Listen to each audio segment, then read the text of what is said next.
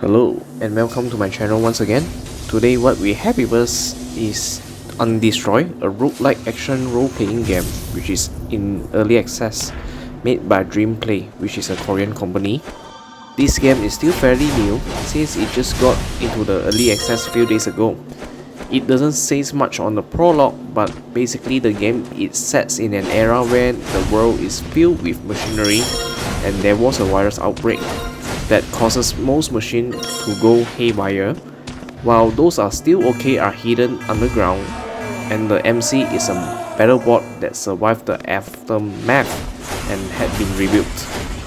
Starting off the game, the first thing I did is get my Bluetooth controller, of course, but sadly none of them works as of now, but hope to see that at least in the future, since playing an action game on a phone screen aren't the most ideal option, while you guys can clearly see the amount of mispress I'm making. This game does give me a strong vibe of Deadcell or Grimvalor.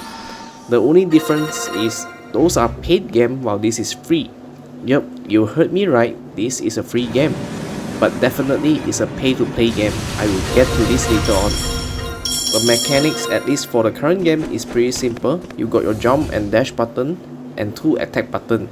Depends on the weapon you have, the weapons can be gained through clearing stages or crafting them. Abilities can be leveled through collecting ability cards, which you get as reward from stages, and also paid currency. Yes, you heard me right, without paying, your abilities is basically stuck at level 1. As for now, I can't find potion in the shop. They are only obtainable from stages. You can revive once by using a revive card, which I assume needed to be bought with money or watch an advertisement.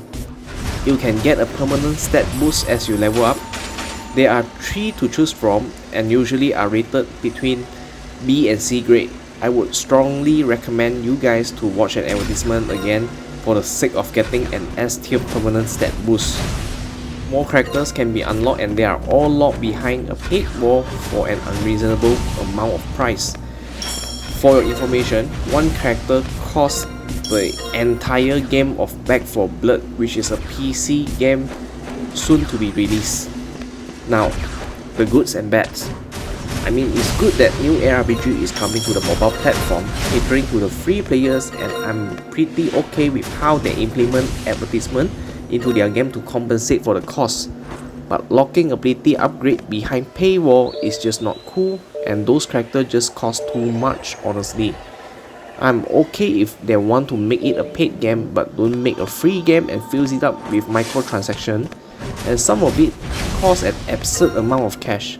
At this point, it would be much better to grab Grimvalor or Deadcell, which cost $5 each. I get more content for what I paid for, and I can experience the game to the full extent. Just a quick note while we're at this, Deadcell had released a DLC, Bad Seed, for $6 with 3 new biomes, tons of new enemies and weapons. Again, picking up the stock game with the DLC is still cheaper than getting a character from Undestroyed. And this concludes my thoughts on this game. Leave a like if you like this video and subscribe if you are new here. As you guys can see, yeah, YouTube tells me that 98% of you guys are not subscribed. So subscribe please. I will see you guys in the next one.